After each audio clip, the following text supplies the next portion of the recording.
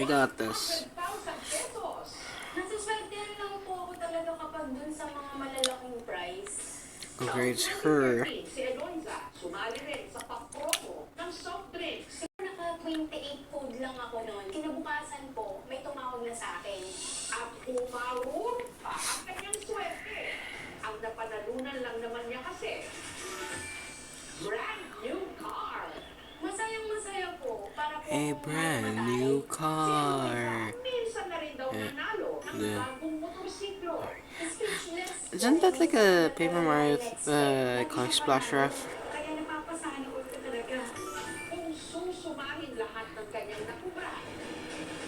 Pas ligo, mga ganun. Malaki pong naiambag niya, sa totoo lang po. Hindi po ako makakapag-renovate ng bahay kung hindi po ako nanalo. At hindi lang sa pera, appliances, at sasakyan, sinuswerte si Eloisa. Ito lang kasing nakaraang taon, nanalo naman siya ng meet and greet sa kanyang paboritong Korean actor na si Park Seo-joon. Kinikilig po ako.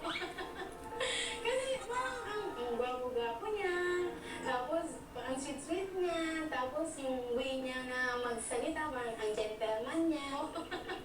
Karamihan sa mga pumapasok na unexpected blessings, iniipon ni Eloisa para inegosyo. Katunayan, meron na siya ngayong computer accessory shop.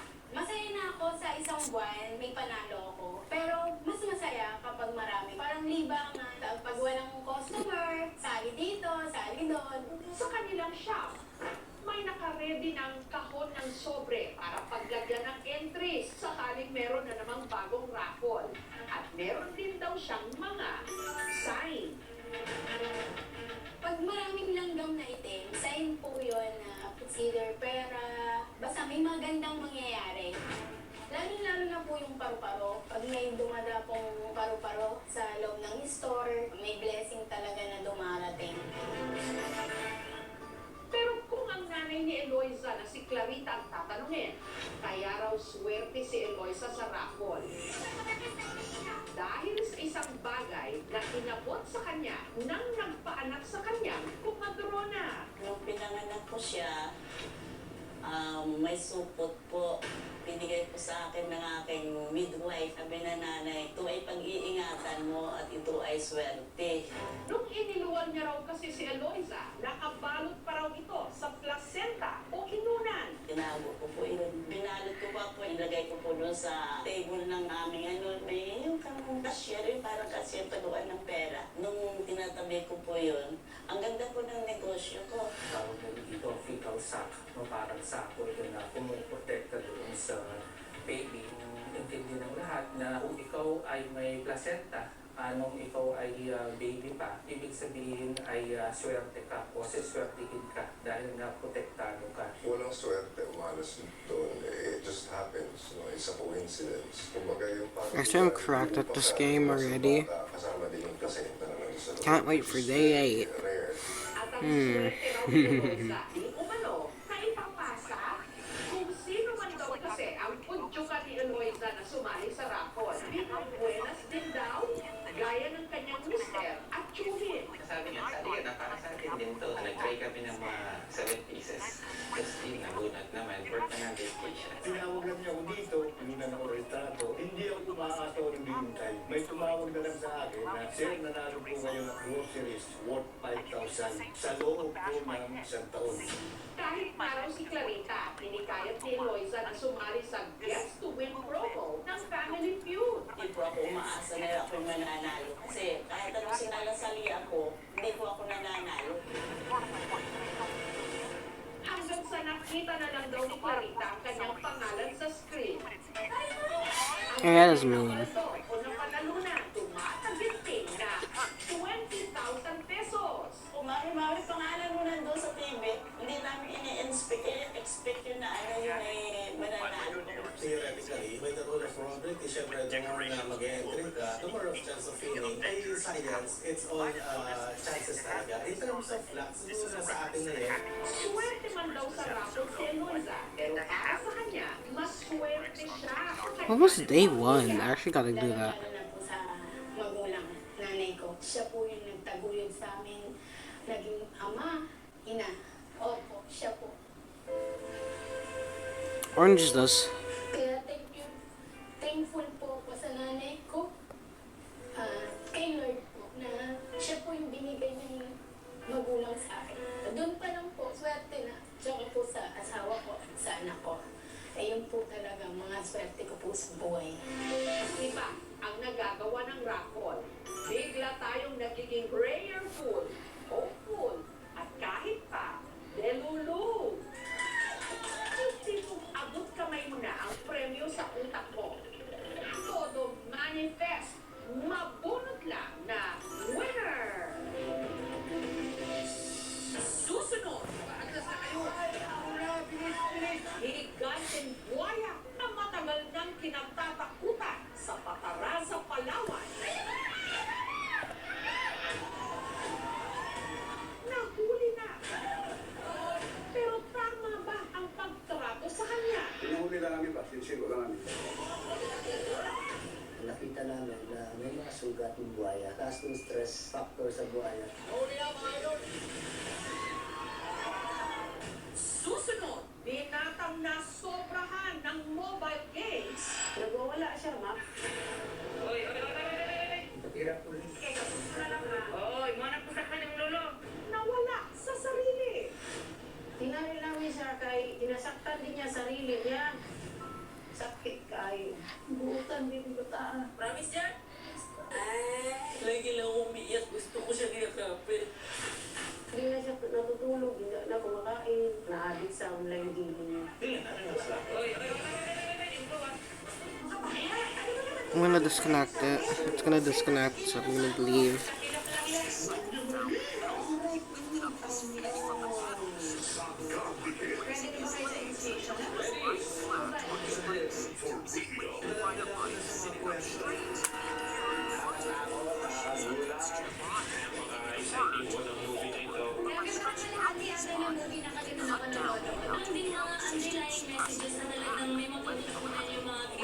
Napaka-intense ng pelikulang ito na nakagawa kami ng ganito. Totoong nangyari.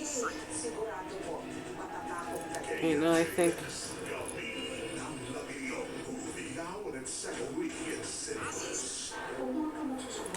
connected family member. Okay.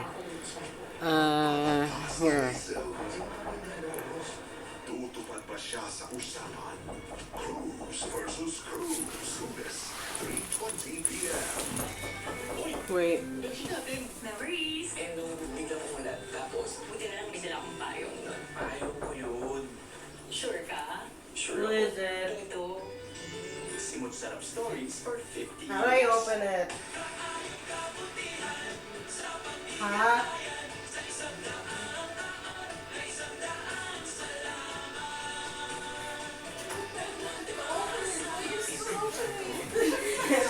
Sure. I actually had to be sure. No! To be sure, you will not open it. Pero ay pinag na dito. How would I know? To be sure, to be safe, you will not open it. Because no one can open it except the person with the key and you from inside. Oh. Service is only in the morning. Hindi kaya ng sabon ko. Masama na to. Makikidnap ka. Don't do that again. You have cup noodles. Okay.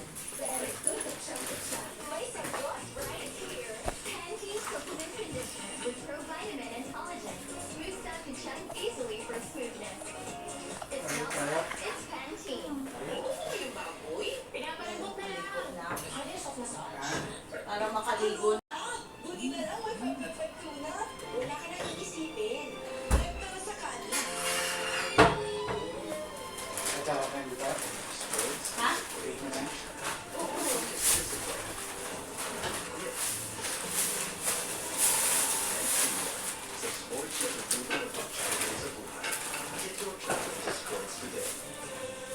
Dati, doon tayo na lang. Ngayon, high school na tayo. If you're not not sure who's knocking. And they're not telling who they are.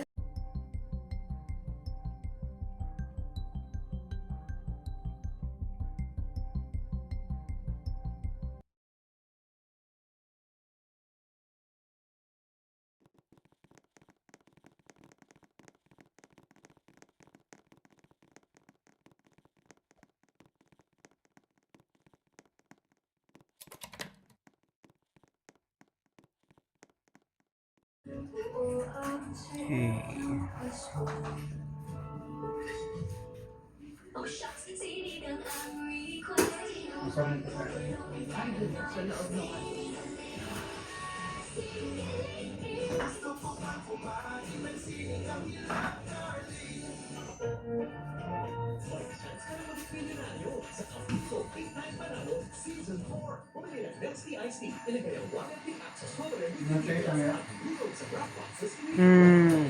Yeah. Yeah. Cup noodles you want? What flavor? Later. What flavor? There's bad choice. There's yakisoba. Oh. Bad choice is like beef mommy.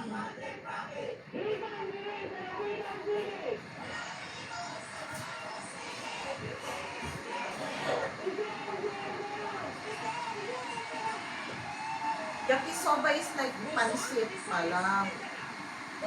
Walang soup. There's bad choy.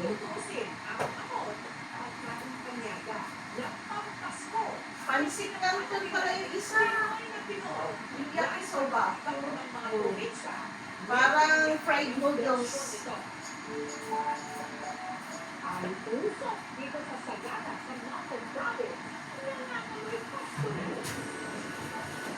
Niluluto na kasi ang star ng Noche Buena ng pamilyang Eliza, ang Sagada Forest Camp.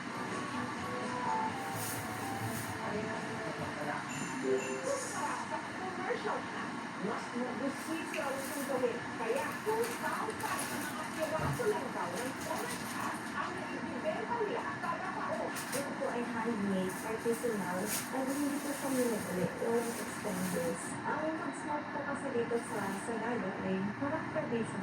Ang gamit nila sa paggawa ng hamon o tuwag o pikit ng pabon. Ito na yung i-rub natin ngayon sa ating mga hair. Kailangan natin sang ikis-kis ng mabuti sa karne para mabuti yung timpla. After 3 to 5 days, ganito na ang itsura niya. Hopefully, lumabas na yung juice ng ating karne. Ibig sabihin, pwede na natin siyang talian at smooth. Dami kong pag-take out mo. Pero ang nagbibigay raw talaga ng kakaibang lasa sa Sagada Forest Camp. Alin ka? Ang ginagamit nilang kahon sa pagpapausok ang Ito is spicy. Kung mapapansin niyo po, white pa siya ngayon. Pero pag na-season na to, na-dry na, mag-orange yung kulay ng kahoy na. Spicy bulalo. Doon na siya pwedeng gamitin para pang-smoke. Sa pagpapausok pala, inaabot na sila ng siyam-siyam. I-smoke po namin siya ng 8 to 12 hours. Hindi po namin siya pwedeng iwan. Kasi kapag iniwan natin, pwedeng masunog, pwedeng ma-overcook. Binibigyan po niya ng character yung hanggang.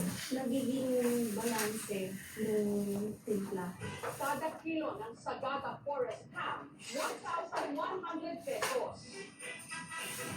Isa matamis, flavorful siya. Ang magandahan po ng hang natin, umaabot po siya ng taon. Ang Sagada Forest Ham That will have big way after kay this. Eliza ng kanyang biyanan. Puro lang din daw ito sa kanyang tatay Dave at nanay Janice ng dati nilang customer. Nagkaroon kami ng traveler dito na French chef. Tinuruan po sila kung paano gumawa ng ganitong ham. Para sa akin po, ito ay tradition, gratitude, at ito po ay celebration ng isang buong taon na lumipas. Ang pambato namang hamon ng ating mga bahay sa Cebu, matitikman sa kainan ito. Hindi lang daw ito matamis, nag-aagaw rin ang alat Kaya pala at hindi ulam na. natapon. Tatlong henerasyon na itong pinagpapasapasahan ng pamilya ni Cecil. Napamana pa raw sa kanila ng kanyang nanay Benita. Kaya sa kanya rin nila isinunod ang pangalan ng hamon, ang Lola Benita's Traditional Chinese Ham. Ang aking lola, yung unang gumagawa ng hamon, she is Chinese and my mama is already a half Chinese. Ang proseso is yung Chinese na tradisyon ng pagpe-prepare. Ito ay pinasa niya sa mama. Si mama na ang nagturo sa akin itong recipe na ito. Ang hinugasang pigi ng baboy, tinurukan ng sikretong pampalasa. Meron tayong pattern na sinusunod. Hindi ko muna tinutusok ang taba kasi mostly doon nagbabaray. Most probably mga an inch. Ito ang proseso ng soft na massage. Bakit? Para mag-circulate yung ating pinasok na solution sa kanya. Lalagyan natin sa chiller. Preserve natin siya for 30 days. Makalipas ang 30 araw, inihulman ng pabilog gamit ang isang net bag. Sa isang talyasi, inihanda ang cooking mixture. Cinnamon stick, bigyan din natin ng star anise. Kailangan natin ng low fire, slow cooking, para hindi magkalas yung lasog ang ating karne. Makalipas ang 2 oras, tinanggal sa net bag, pinatuyo, binudbura ng asukal, at glinaze gamit ang torch. Na ibibenta nila 1,850 pesos kada kilo. Tender yung meat niya at saka nagko-complement yung sweetness ng sauce sa saltiness ng ham niya.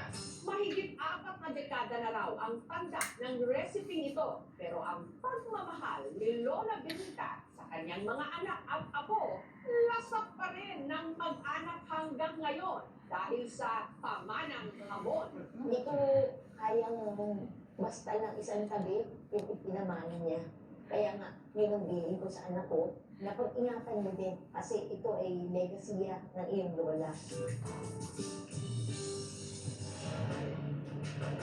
Para naman ipagdiwang ang kalayaan ng Bulacan sa kamay ng mga Kastila taong 1898, nagkaroon ng isang piging. At kabilang daw sa pinagsalukan ng mga bisita, isang klase ng hamon na madalas nung ihanda ng mga mayayamang pamilya tuwing may espesyal na okasyon. Pero bilang simbolo ng pag-aklas nila sa mga mananakop, ang ilan sa mga sangkap sa paggawa nito na galing ng Espanya, pinalitan. Ang tawag sa hamon ito, hamon Bulaqueña. Masasabi natin na ang hamon Kenya ay sumasagisa at lagi magpapaalala ng kasaysayan ng liberasyon ng Bulacan. Pero hamon na raw ngayon na matikman ang hamon ito. Iilan na lang kasi ang gumagawa nito sa Bulacan. Kaya nung nagtayo si Freddy ng restaurant taong 2013, isinama niya sa menu ang hamon Bulaqueña. Ang gamit daw sa paggawa ng hamon Bulaqueña, liempo. Tatanggalin natin yung pinakabalat ng leto. Masyado siyang makunat para isama natin doon sa ating hamon.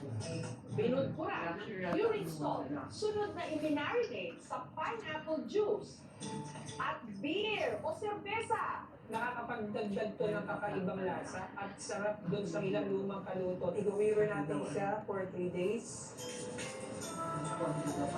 Ang karne, pinakuluan sa mixture sa loob ng 15 minuto. Kapag kumukulo na, pwede na natin ilagay yung ating star anise.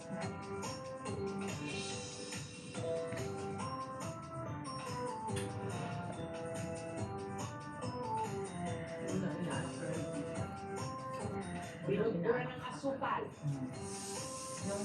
at saka plinansya o glinaze. Parang daw na, gusto ko siyang pigin, pero nag-ano ba? Na ibibenta ni Ferdy mula 550 to 1,600 pesos. Depende sa laki o timba. Hindi ko po parang part po ako ng Actually, pag kumakain po ako ng sobrang sarap. Ang hamon na Kenyan Ferdy, papasakaya sa panlasa ng mga kaanak ng isa sa mga magigiting na nakipaglaban noon sa digmaan na si Anacleto Enriquez. Si General Anacleto Enriquez is my grand-uncle. Kasama sa nagtatag ng Katipunan sa Bulacan, ang Balangay Uliran. Itong si General Anacleto Enriquez is a childhood friend of General Gregorio del Pilar. Lumaban sila para sa kalayaan ng bayan.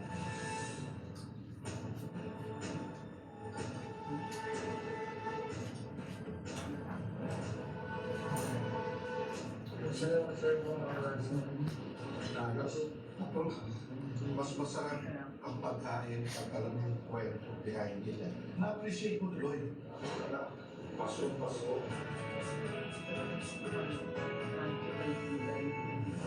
Mainit na pinagdedebatihan ngayon kung kakasya ba ang 500 pesos para sa Noche Buenang Pinoy. Sa presyo pa lang kasi ng maraming hamon, kulang pa ang 500. Sa halip na hamunin tayo na pagkasyahin ang kakarampot na budget para sa Noche Buena, baka pwedeng ang gobyerno ang ating hamunin. Ibaba ang presyo ng mga bilihin. Paaginaldo sa ating lahat para ang Pasko truly merry! Tatlong pelikula, isang movie ticket lang, kaya sulit na sulit. Nood na ng KMJS Gabi ng Lagim the Movie. Now showing sa inyong mga paboritong sinehan.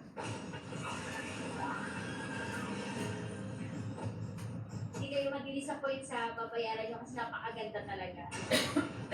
Nakakatakot. It was really good. Talagang fan. Tatlong movies po siya in one. Manood po kayo. Sulit na sulit.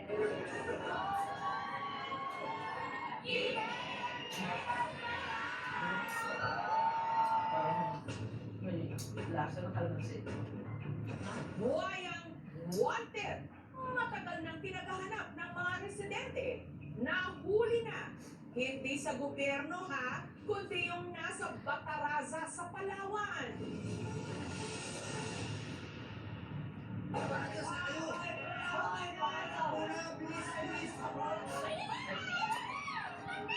Nagkagulo ang mga residente ng Barangay Rio Tuba sa bayan ng Bataraza sa Palawan nitong Miyerkules ng gabi nung nabitag nila ang matagal na raw nilang pinaghahanap. Isang buhaya na nasa 14 feet ang haba. Kita sa video, ayan o, sige. Kinaladkad ito ng mga residente na parang kutse-kutsehan lang.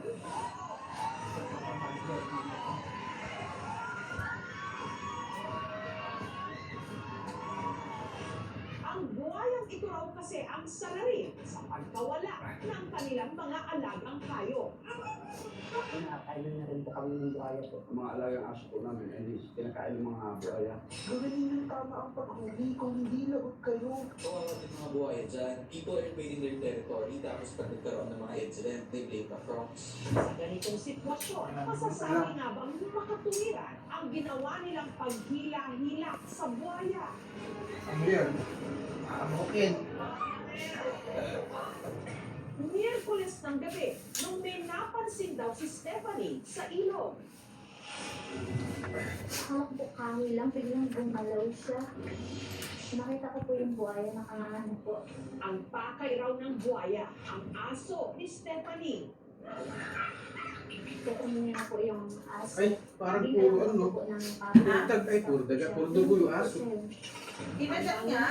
Ang vlogger na rin si Alfonso. Dinagat nga nung ano. Binidyo nga ng buhaya. Yan. Ng buhaya. Sa video, ayan o, sige. Ganyan. Natay niya nung narinig niya yung aso. Napagpatira na. Paglabas niya. Naisipan po nila siluin. Tapos yung nalusot niya na po sa leg po ng buhaya, hinila po ng asawa ko yung lubid. Ang buhaya napunta sa ilalim ng bahay ni Isidro. Ang problema, tuwing hilain nila yung talik ng ganon, itong bahay lang nagayugyug na ng ganon.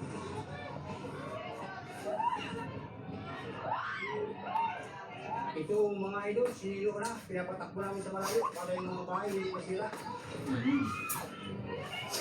So, mga idol, nagkakagulo. Hinihila nila yung lubid. Nahuli ng buhaya. Ayan, nahuli na. Malaki. Malaking kaguluhan ito at nahuli ang buhaya. Nakakagulo na. Hindi rin talaga nila patatakasin pa ang buhayang ito. Lalo't mula nitong nakaraang taon, mahigit 15 mga hayop na raw ang nabiktima ng mga gumagalang buhaya dito sa Rio Tuba. 4 sa mga asong kinain ng buhaya, alaga ni Isidro. Nung una, hinayaan lang daw niya na malayang makagala ang kanyang mga aso. Sa dalas daw kasi nilang makakita ng buhaya sa kanilang barangay, natutunan na rin nilang mamuhay kasama ang mga ito. Civilized na yung buhaya ito. Minsan po marinig mo siyang naghihinga ng malalim. Parang yung hininga ng kalabaw. Ang katwiran kasi ng iba, pag hindi mo raw ginagalaw, hindi na mga ano. Kaya, yun, parang nasanay na rin kami. Pero sinakmal daw ng takot si Isidro nung isa-isa ng pinuntirya ng mga buhaya at kanyang mga aso. Yung si Totsi, nagulat na lang kami nung nagkalampag, tapos biglang sigaw yung aso ng, Noong pagtingin namin, wala na eh. Bumula yung tubig papunta na doon. Ang ina naman ni Tutsi na si Princess, nadali rin daw. Matagal na namin pinaplastikan yung buhaya. Nandun nakaabang sa tulay, nakaganon ba? Nakalabas lang yung ulo ganon. Ito namang aso, ewan ko kung bakit pumunta doon sa lugar na yun. Pumunta doon at doon pa nagiga sa harap mismo ng buhaya. Ayun, saglit lang. Biglang minangat ng buhaya yung ano. Yung kitang-kita po sinakumal. Gusto rin sana nailigtas yung aso, kaso wala ka na rin magawa. Hindi mo man pwedeng talunan bago agawin sa bunganga.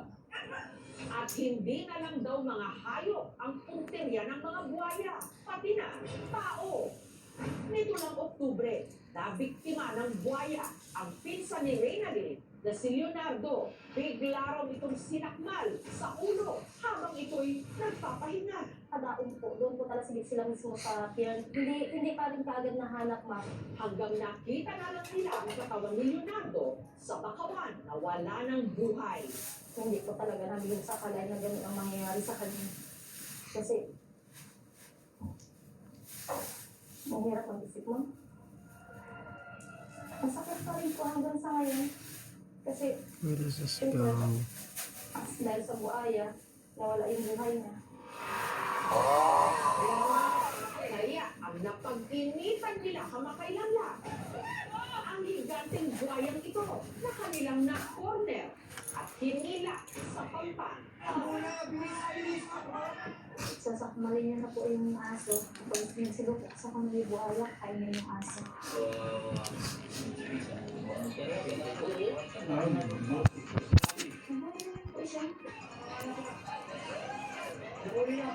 Hindi lang po nakapalabas yung buhaya po.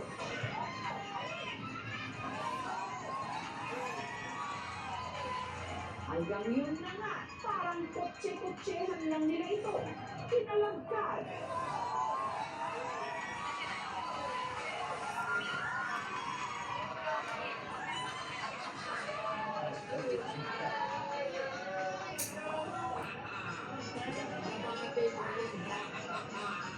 Ang niso ng buhaya, pinalian ng kable, ginamos din ang mga paa nito, at sinukluban pa o tinakpan No, ng we're not tela talking ang about ulo. Nakabidyo ako na.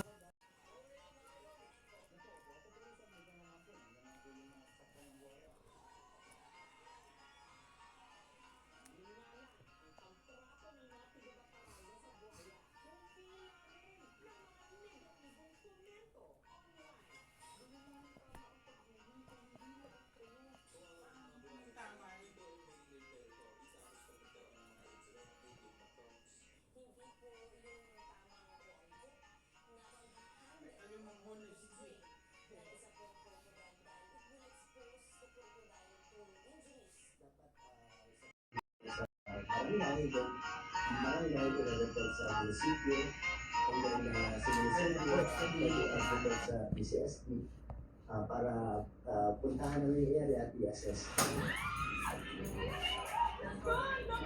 Dami na sa tal. Inuhuli na kami ba? Kasi wala kami. Namayos. Wala talagang intention na masaktan yung buhayan. Okay pa nga po sa amin na nahuli kasi po kahit pa paano magbawasan yung pangamba namin. Ang hirap po dun tapos minsan kasama ko pa po yung mga anak ko. Yun po yung pinapangambahan ko, bigla kami sakmalin. Eh no choice naman kami, dito yung bayan namin, saan po pa kami uwi, di ba? Agad ni-rescue ng mga kawani ng PCSD o ng Palawan Council for Sustainable Development ang nahuling buhaya na isang saltwater crocodile. This crocodile is already an adult. Nakita namin na may mga sugat yung buhaya. Yung taas yung stress factor sa buhaya dahil nga sa kakahila sa kanya. Hindi ka dapat manghuli na kahit na anumang wildlife unless yan ay intended for research or for dramatic photographs. Hindi rin daw dapat hinuli ang buhaya, lalo't breeding season nila ngayon, panahon ng pagpaparami. Nakakatakot lang po kasi nga po baka pag dumato sa mga kayang aso, baka tao naman po. Ang buhaya dinala sa Palawan Wildlife Rescue and Conservation Center sa syudad ng Puerto Princesa. Kailangan na siyang gamutin, i-rehab, and then after that, we will assess kung fit pa siyang i-release sa wild or hindi. Ang mga rescue crocodile po natin sa lugar ay tinatawag ko lang ng 50 months or 3 months. Inis talaga po bago sila after po nila makasok ang lugar po. Binigay po nila kanyang energy at yung stress po sa pinagdaanan po nilang rescue. Paalala natin na ang buhaya ay may ginagawa rin papel sa ating ilog at kalikasan. Hindi siya dapat kasupraman at katakutan. Ang buhaya po ay natural habitat po ng mga crocodiles. Dahil nga po sa destruction ng kanilang habitat, nagkakaroon ng reduction or loss ng kanilang source of food. Naghahanap po talaga sila ng mga lugar na kung saan makakahanap sila ng pagkain. We appeal, no? For balance, we appeal for respect, and we appeal also for protection of wildlife. Iingat na lang po kami dyan. Kailangan bago dumaan, flashlight muna, kung medyo matilim, surein mo na yung tubig, baka mayroong palutang-lutang, hindi natin sigurado. Hati ang opinyon sa ganitong mga insidente. Sino ba ang dapat malayani? Kaligtasan ng mga tao o pagrespeto sa natural habitat ng mga buhaya? Sino ba kasi ang nauna? Sino ang may karapatan? Kanilang teritoryo ang mundo. Baka nagbalik tayo paraan. Ang bawat nilalang may kalayaan.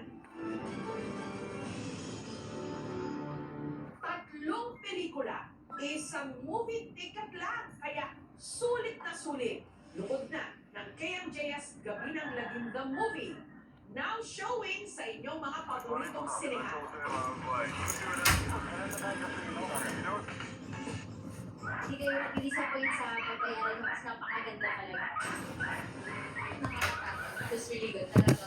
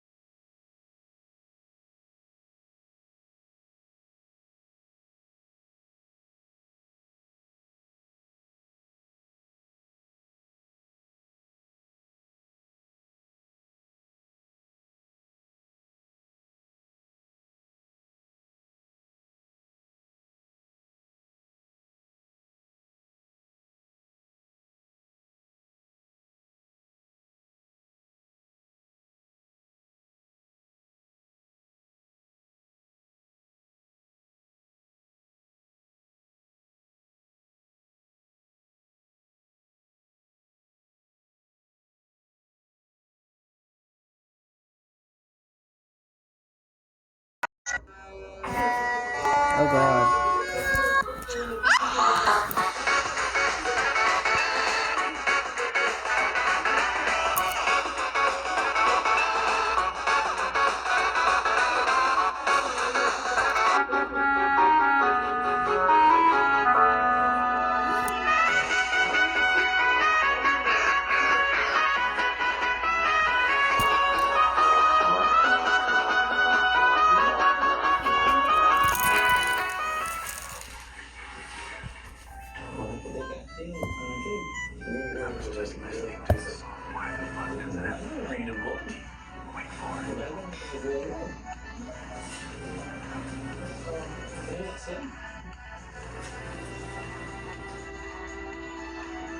Pinalabas nila si Roy sa kanyang kulungan.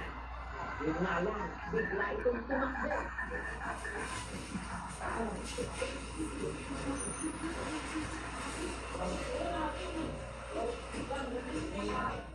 At nagbantang manuntok.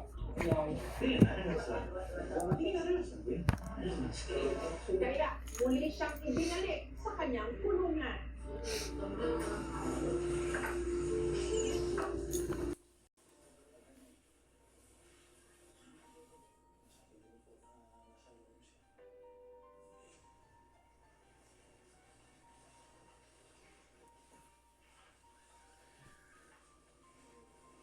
Samantala, para masuri ang kanyang lagay. Nitong Biyernes, sinamahan ng aming programa si Roy nang muli magpa-check up sa Bacolod City.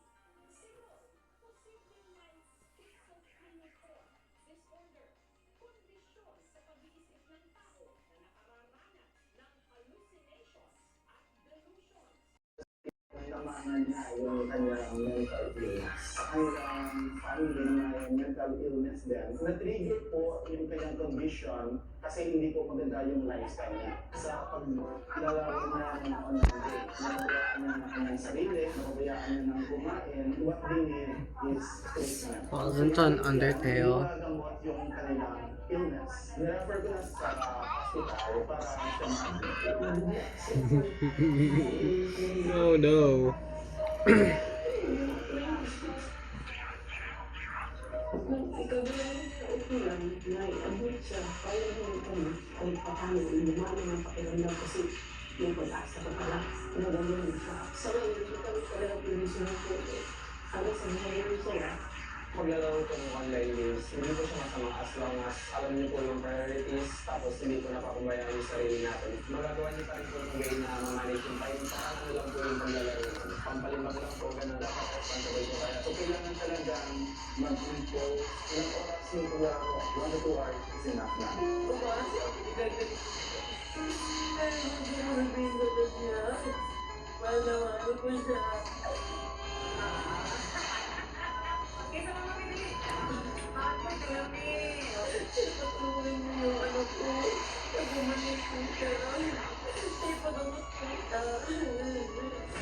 Hindi ba nga ang alimang sobra nagiging addiction? Kaya, tingnan.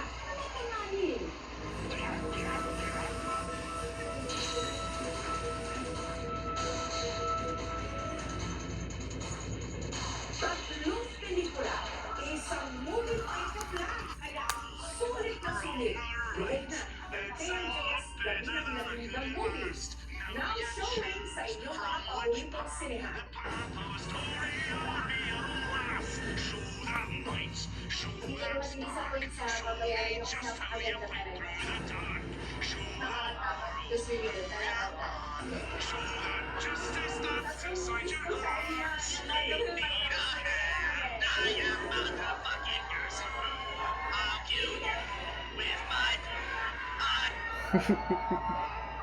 Six-footer na lalaki sa bola. Literal daw na tinitingala sa kanyang tangkad. Pero meron siyang pinakatatangong sikreto na madalas daw niyang ikapagliit. Siya si Randy, malaking bola. 6'3" at height. Pero dahil din sa kanyang tangkad,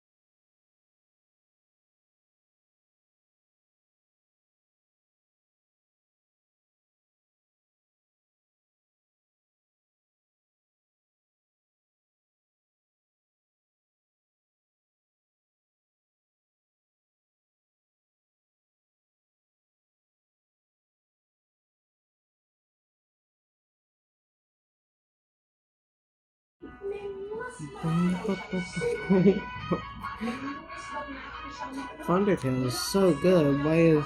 Why there's not an Undertale 2?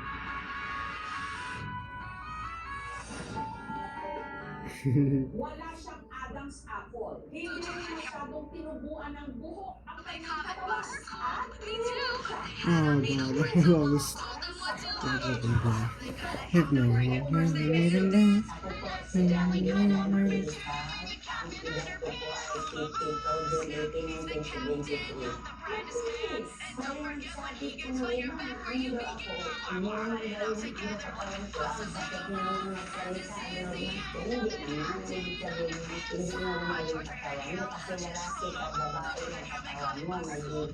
dahil sa mga pagbabagong ito sa kanyang katawan, si Randy, lalo ipinanganak at lumaki siyang naniniwalang siya'y lalaki. Pero Nakakabalasay ka talaga yung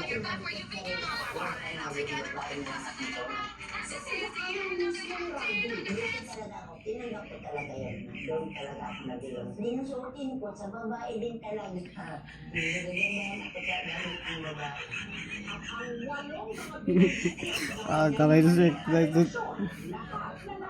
Nung magtalik kami, magsabi lang niya sa akin, bakit maliit yan sa iyo? Yung sa iba, katulad ng malaki man. Baka babae ka talaga.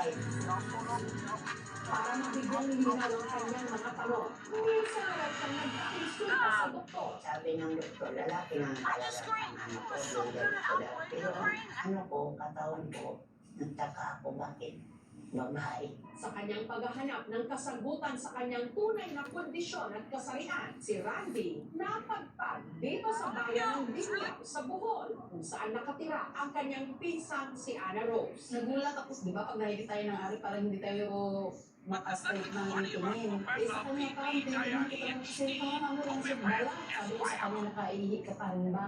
Sabi niya, oo daw. Eh, nagtaka ako, ha? Para bang may ari pala maliit eh. Ang nakikala ko pag nakantad na ano din, ganun din yung ari, hindi pala. Ang ikinababahala ngayon ni Randy, hindi pa man tulungan mag-diagnose. Where's the sequel? Where's the sequel? No. May sakit na daw ako sa kidney, sa liver, kaya pala dali na ako ng ano, napagod ko sa wala daw ng ganito.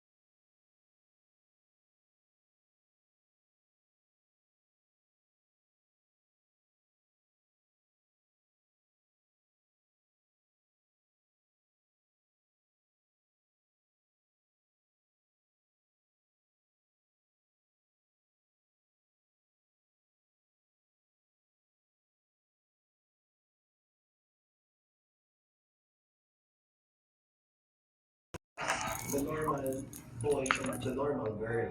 Intersex exist, yun ang dapat nalaman ng iba.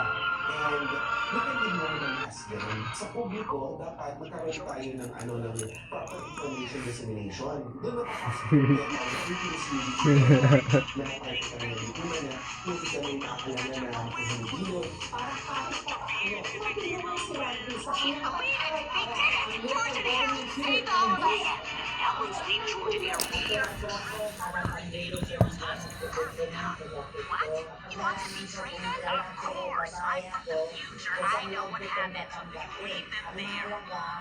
Oh, what? No way. In the future, I'm from the past. I refuse to become the monster you are when I grow up. And that decision means you no longer exist. No. What about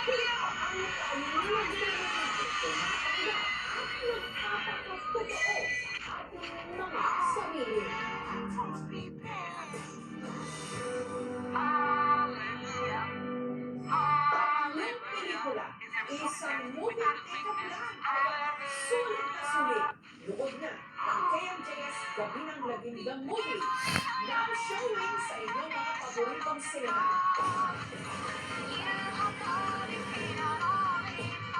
Hindi kayo makapag-disappoint sa pabayaran niyo kasi maganda talaga.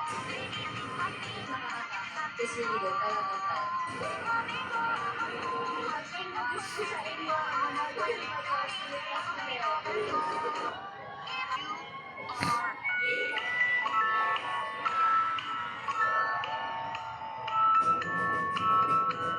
Bilang paghahanda sa mga darating pagbagyo, mahigit 400 mga pamilya sa Don George sa Bago City sa Negros Occidental. Gumawa na lang ng sarili nilang flood control project gamit ang mga bakod kawayan. Kaya lang ito ang magasaan ng tubig mula sa nagmang langit nilang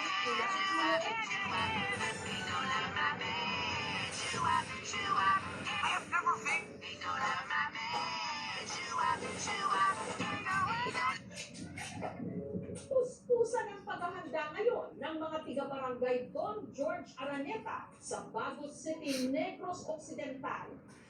Parating na naman kasi ang isang bagyo, si Roma. Parating ba sila?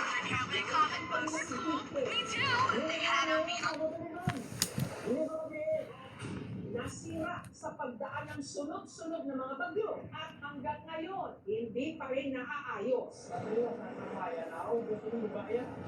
Dahil pakiramdam nila, wala nang maaasahang tulong sa gobyerno. Sila na mismo ang nag-isip ng remedyo. Gumawa sila ng improvised flood control structure sa ilog gamit ang mga inipon nilang kawayan at bato. Ang tawag nila rito, arorong. Parang basket, lagyan ng mga bato. Kung sakali, may baka, hindi agad maano kasi nakabuo siya. Bilyon-bilyong pondo meron ang ating gobyerno para labanan ang mga pagbaha.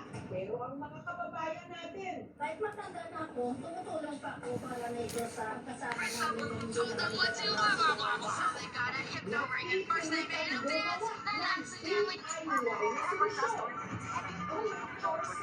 sariling sikat. Ang Aurora, parang ginagawang tubig at napag-iwanan nila ng bato sa loob.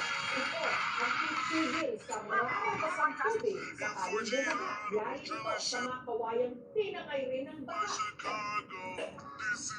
Lahat ito sa mga kawayan sa apat at ito yung aming gagamitin ang balik sa Aurora.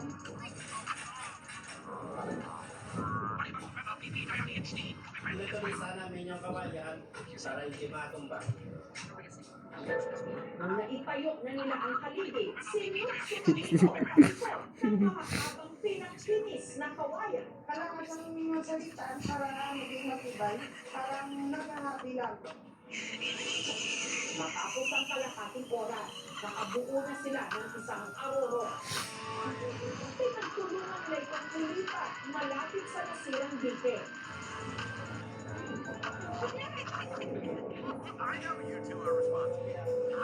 At saka sila namulot ng bato na inilagay sa loob nito. Ang barangay Don George Araneta kasi at tindig malapit sa Maragandang River. Noong dekada 70, nagbayanin ang narawang mga residente nito para mapapayuan ang isang bahagi ng ilog ng Gilgil. Nakita ko mga nilakad mo sa aming mga tatay. Kaya yung nagpupulong-pulong para magawa ito. Yung nagawa ito na naman, no? Kasal-kasal din lang. Mga 50 years na, pero ang dyan pa rin siya. Kahit mga medyo nasira-sira lang. At least nakakinabagan pa rin. Yung parang na nakinabagan dito, mga alima. Pero sa pag-agasip ni Bagyong Tino sa Negros, nito lang nakaraang buwan, ang isang bahagi ng dike nawasak. Kaya mabilis daw na binaha ang maraming taniman at kabahayan. Ay mga guys, so nagtuwaan sa ang suba, nabigtas, ang area, ang daming buhangin. Na sobrang bilis ng pangyayari, nataranta ang mga tao, hindi lahat expect na ganun kataas. Buti lang at umaga, yung nangyari kung hindi, siguro dami ding mga patay. Isa pa sa mga pinalubog ng baha ang bahay ni Lester. Kalau pala lang yung mataw, hindi mo mataw. Kung hindi ko lang yung mga putik ko nga dala. Kasi siguro kapakilip ko, hindi ako mali. At nung balikan niya ang kanilang bahay, nanluko na lang siya sa kanyang nakabitan. So ngayon na dinaanan ng bagyo, tubig, kaya masira to. Wala na mga gamit ko, gaano dito, nakapili ko, TV ko, wala na. Ang dahil sa bulsa ka, magpunta namin to, yun yung branch na gano'n. So wala wala, hindi ko. Si J.Ann naman, buong bahay nila ang tinangay ng baha. Nangyarap ko yung natira sa aming bahay na pinundan ko, paligid ko ng bahay namin. Ang bahay na ipinundar nilang mag-asawa ng ilang taon, sa loob lang ng ilang minuto. Inano? Hindi mo ko namin narinig. In-expect na ba lang kung mangyari sa amin? Hindi na po namin alam kung paano po kami makaahon ulit po namin. Paano po kami ulit makakaahon.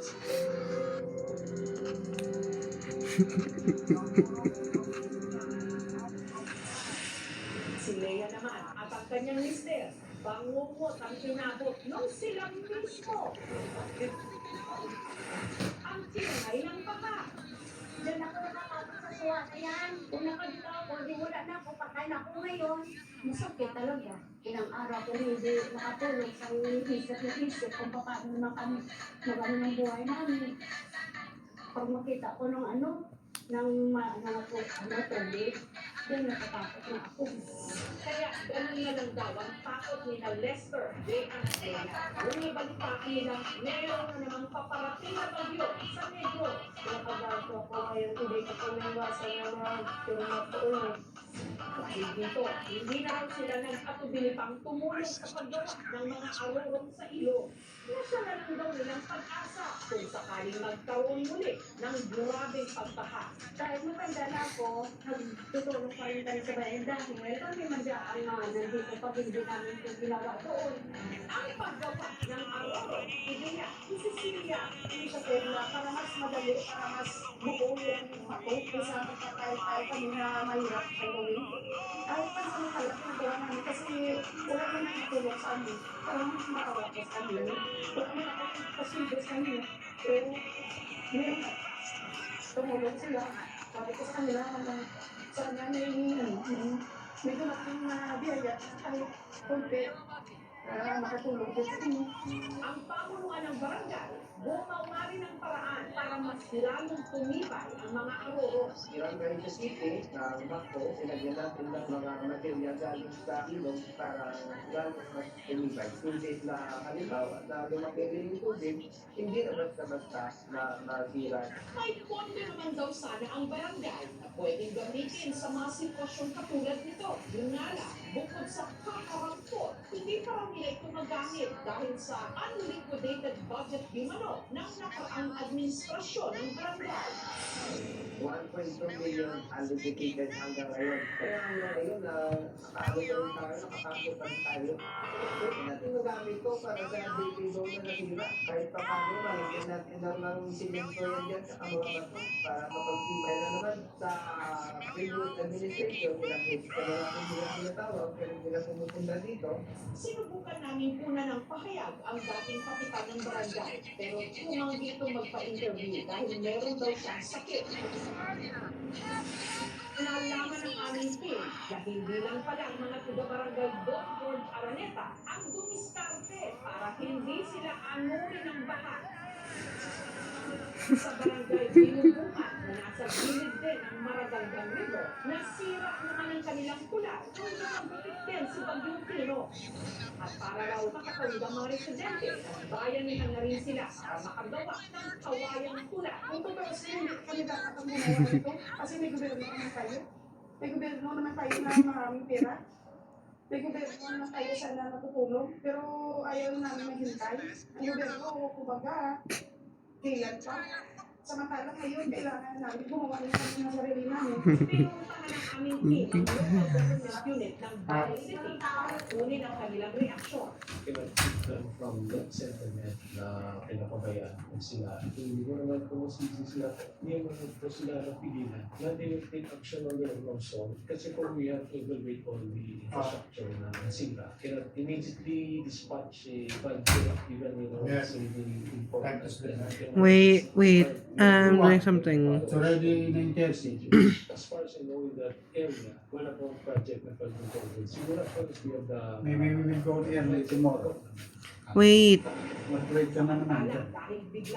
Put your all gadget there. Wait, I'm doing something still.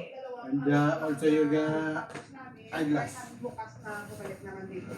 Hindi kami sure kung talagang makakatulong pa, pero sure kami na hindi talaga ito patibay. Kaya ang hiling nila ngayon, mabigyan sila ng sarili nilang flood control project. Wala kami mga interpretation na namin kung sana tinatapos nila, kaya tulong lang nila sa nangailangan. Itabaw pa nila, mamatay ka, hindi naman nila madala yun. Bakit po nakain yung mga pera kasi po kailangan namin din dito ng mga pera para sa aming flood control po. Kami mahirap na rin talaga. Sila, mayaman. Ganyan na talagang buhay namin. Kung mayroon na kaming pera, ayaw na namin magtiis. Kaya lang, wala kaming pera, kaya magtitiis kami, magtatrabaho kami. Wala na kaming choice.